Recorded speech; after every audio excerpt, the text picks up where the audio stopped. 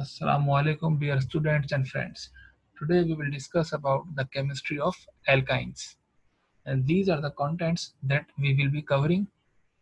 So in this lecture, we will consider about the types of alkynes and their acidic behaviors, synthesis of alkynes through elimination reactions, cis versus trans alkenes from alkynes, and the synthetic importance of terminal alkynes. So let us begin our lecture with the introduction. Alkynes are the hydrocarbons containing carbon-carbon triple bond. Alkynes are not as widespread in nature as alkenes are. This is one of the antifungal agents that has the alkyne functionality. You could see the two carbon-carbon triple bond in this particular molecule highlighted in red color.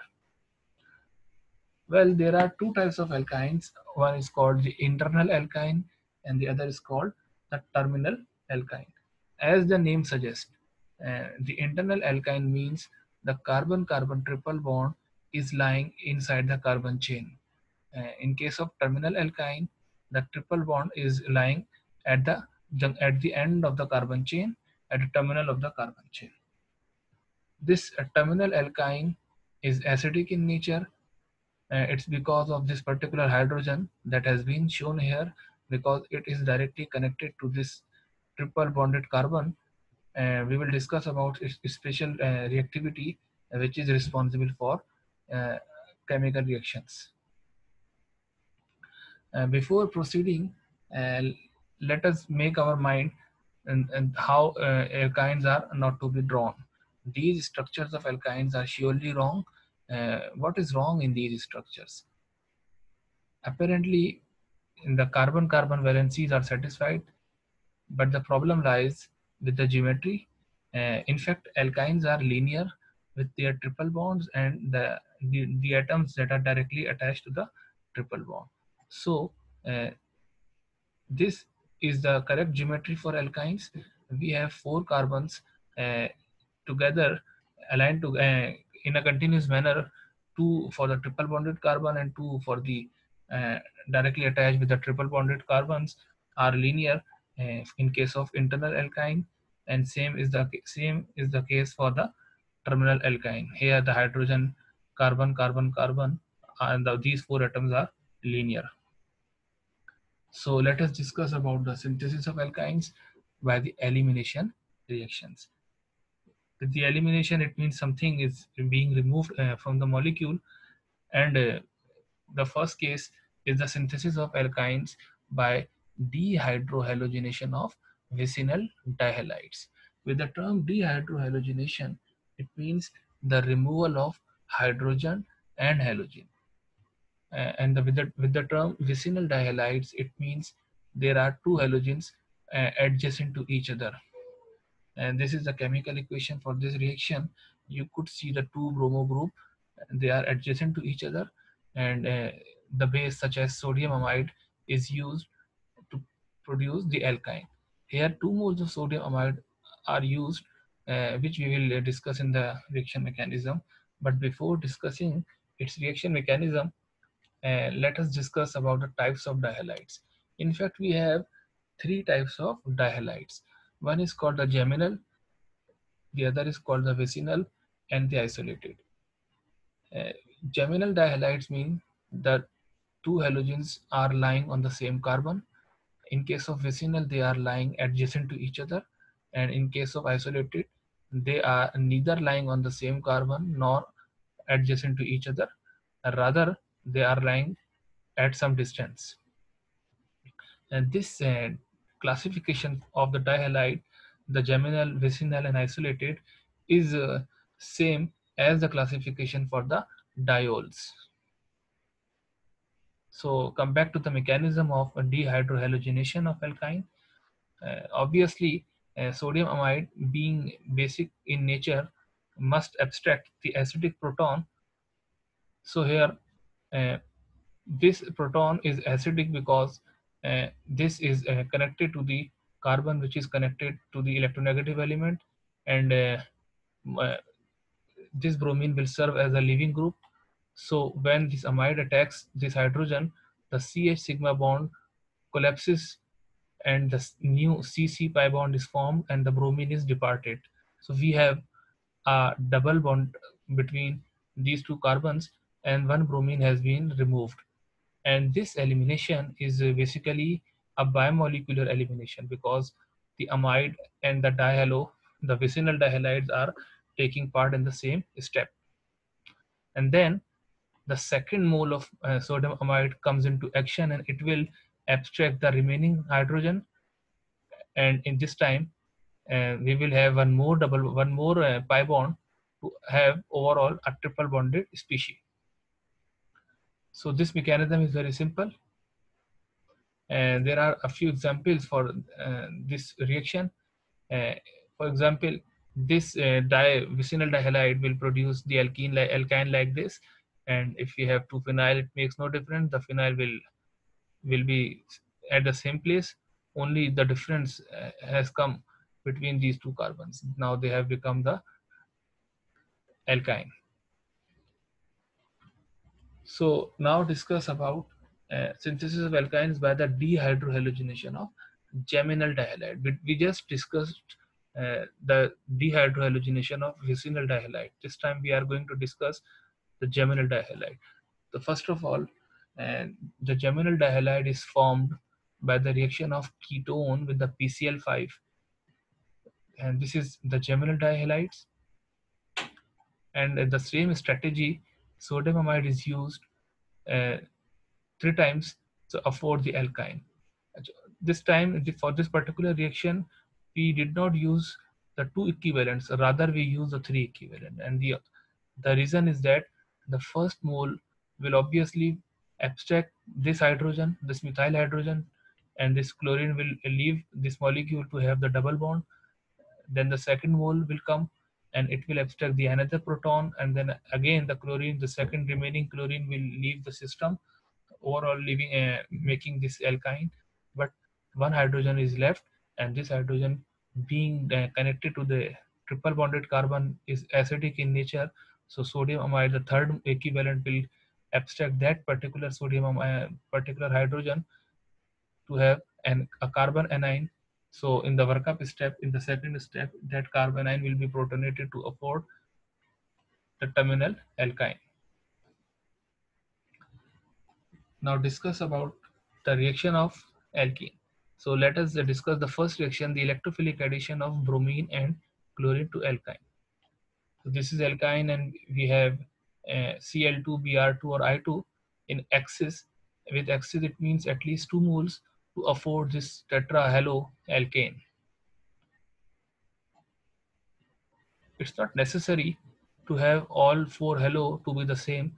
If we use one equivalent of a particular halogen, so overall that halogen is added across the triple bond to afford the carbon-carbon double bond with that halogen added. And then second halogen, when it is added, we have overall the tetra halo alkane. But remember one thing, when the first mole of halogen, let's suppose the red one in this particular reaction, is added, so the two halogens are not added on the same carbon, rather they are added on the adjacent carbons. This red halogen is attached to this carbon, the other red halogen is attached to the other carbon, not on the same carbon. They are vicinal to each other. Same is the case for the next halogen, the blue one, they are vicinal to each other. Their mechanism is very simple. It's almost similar to the electrophilic addition of bromine to the alkenes. If you recall, the carbon-carbon double bond attacks the halogen, and we have the bromonium ion ring, and then the bromide attacks to open that particular ring. Same mechanism applies here. This triple bonded carbon uh, will attack the halogen, and we have a ring, three-membered ring, that will be opened by the remaining halogen that has just left the system. Well, let us discuss the other reaction of alkyne. If we have the halogen acid, we have a Markovnikov rule that will be followed in that particular reaction. This is the reaction here. If it is a terminal alkyne, let's suppose when HBr is added, this H will not add here, rather it will add to the terminal carbon. The reason is that the reason is shown in the mechanism. Okay, let us discuss the mechanism. uh, we will get the carbocation in the central carbon, not to the terminal carbon, because this carbon is attached to two carbons overall, rather this carbon is attached to one carbon. So this is better carbocation as compared to the terminal carbocation. Once the carbocation is formed, will be immediately captured by the bromidine to afford this vinyl bromide species, and then again second protonation will occur, and again we will have the carbocation at that carbon which is more stable, and then the bromide will attack. So overall we have two bromines added to the same carbon. So this is the synthesis of vicinal dihaloalkane. Now let us discuss about the hydrogenation of alkynes. Let's suppose this is the alkyne when it is hydrogenated in the presence of platinum or palladium. First of all, 1 mole of hydrogen is added across the carbon-carbon triple bond to afford the carbon-carbon double bond, but the reaction will not stop at this stage. Rather it will proceed to the end to the end, and we will get the saturated product. So it's not easy to stop the reaction at the intermediate level, or you could say it's not easy to have the double bonded species from the triple bonded species. However, if we want to add a hydrogen across the triple bond and stop the reaction at the double bond, we have to do something with this particular catalyst. All we need to do is to poison it. With poison, it means we have to lower its reactivity so that the hydrogen may add to the triple bond and stop to add further add to the double bond because of the poisoning of this particular metal. So one of the way to poison the metal is to use the Lindlar catalyst. The Lindlar catalyst is basically it's palladium poisoned with the calcium carbonate and the quinoline. So when we use the Lindlar catalyst with the hydrogen gas, the reaction stops at the alkene level. You could see we do not get further reduction, rather the reaction is stopped at the alkene level. One more striking feature of using Lindlar catalyst is the stereochemistry.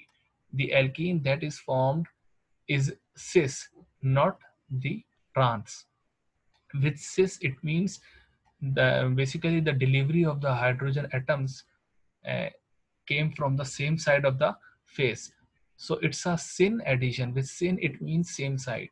So the delivery of hydrogen has come from the same side. So it's a syn addition, and we have got the cis alkene. What if we need to get the trans alkene?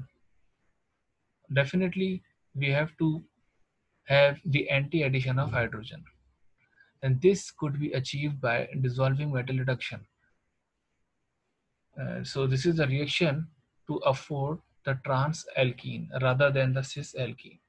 In this case, we have to use sodium or lithium and in liquid ammonia, and then the aqueous workup.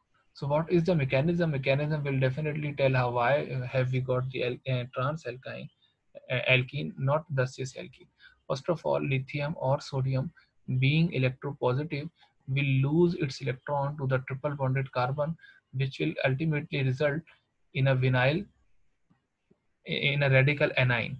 So you could see this pi bond is broken. We have the negative charge on this carbon, and this carbon is radical, and this electron has come from the lithium or the sodium metal. So this carb anion, which is just formed, will be immediately protonated from the aqueous ammonia, from the liquid ammonia, and we will have a CH bond here. So now only radical is left, which is called vinyl radical. So again, the other mole of lithium or sodium will release its one electron to this vinyl radical to have the anion. With anion, it means now we have got the two electrons here. And same process will continue the vinyl anion will be protonated with the liquid ammonia to have the alkene overall. So at what stage the reaction started to have the trans alkene production? When the lithium lost its electron to this carbon, we have this radical anion. So this lone pair of electron, the anion and this radical, they are trans to each other because they want to remain as far as possible to avoid the repulsion. And this is a stage which dictated the overall stereochemistry of uh, alkene to be trans, which is going to be formed. So these are the examples. This triple bonded species has converted into the trans alkene. So this is the anti-addition. Now discuss about the acidity of terminal alkynes. Well, it's alkene and it's alkyne. You could see their pKa values. Lesser the pKa value, more acidic the species is, because pKa is the negative log of acid constant. So being a most acidic hydrocarbon as compared to the alkane, alkene and alkyne, this hydrogen is the most acidic hydrogen. This is called the acetylenic hydrogen, which is directly connected to the sp hybridized carbon. The carbon which is connected, uh, which is the part of the double bond is called the sp2 hybridized carbon, and the carbon which is a part of the single bond carbon is called the paraffinic carbon. So what should be the relative basicity of the conjugate base? And the species that is the most acidic in nature, its conjugate base must be the least basic in nature. And the species which is the least acidic in nature, its conjugate base must be the most basic in nature. So this sp3 hybridized carbon's anion is the most basic as compared to the sp2 hybridized carbon anion, and in turn the sp hybridized carbon anion is the least basic in nature. So how we could have the acetylide anion prepared? This you could see, first of all, the amide will abstract this proton, the terminal proton, which is acidic in nature. So we will have this acetylide anion here, and this acetylide anion, being nucleophilic in nature, may attack to the carbon of the alkyl halide to afford the length carbon and the lengthening in the carbon chain.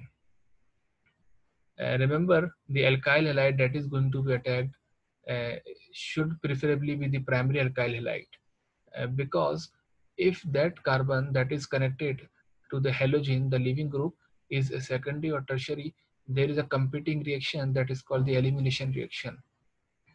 Let me clarify what I'm trying to say. In this particular example, this is the terminal alkyne. If we treat with the sodium amide, we have this particular anion, which is quite expected. Once this acetylide ion attacks the methyl iodide, there is no matter of elimination or substitution. The reaction is simply substitution. There is no competition. We have the methyl group attached to this sp hybridized carbon. However, when we have this secondary alkyl halide, you could see this is secondary alkyl halide because the carbon that is connected to the iodine is also connected to the two carbons. Here, the problem lies is that this carb anion, rather than attacking this alpha carbon and performing the substitution, it will prefer to attack the less hindered site, that is the beta hydrogen, and overall the elimination reaction occurs, and we will get and not the substituted product but the eliminated product. Okay, let us find the route to synthesize this particular molecule. And this is the alkyne and this is the internal alkyne. So let us do its retrosynthetic analysis. We have two methods, two routes to synthesize this particular compound. What if we connect this from this carbon and this carbon. So once we connect, we will have this carbon as anion and this carbon as a cation. So this carbon as anion means it must be the terminal alkyne, and this carbon as cation must it cation means it must be connected to the halogens, to the halogen. So this is a reaction. This reaction is quite good because it's a SN2 on the primary alkyl halide. However, if we connect from this side, the disconnection 2, and the reverse is the case. Now this is carbanion, which is again good, but the problem lies with this with this alkyl halide, because this is secondary in nature, and you know, with the secondary alkyl halide, rather than the substitution, the elimination reaction is favored. So this anion will not attack to this carbon, but it will attack to the hydrogen that is attached to the beta carbon, and we will get the cycloalkene as the product, not the desired product.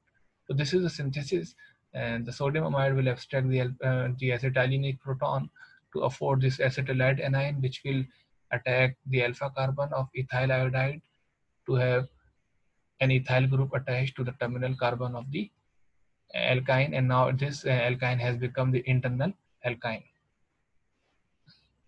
The last reaction of the alkyne that we are going to discuss is the oxidative cleavage of alkynes. Uh, Let us discuss the first reaction. This is the alkyne when it is treated with the ozone followed by the acetic acid workup. We will have the cleavage of this C triple bond C, and this C after being cleaved will be oxidized to the carboxylic acid. So same is the case for the blue carbon. We may also use the other reagents such as potassium permanganate, alkaline potassium permanganate, followed by the acidic workup. This is the example. If we treat this particular starting material with the ozone and acetic acid, we'll get the benzoic acid, because when we cleave this C triple bond C, we will have this carbon to be the carboxylic acid, so it will become the benzoic acid. This will become the acetic acid. So that's all for the chemistry of alkyne. The chemistry of alkyne is not much widespread as compared to the chemistry of alkenes. Thank you.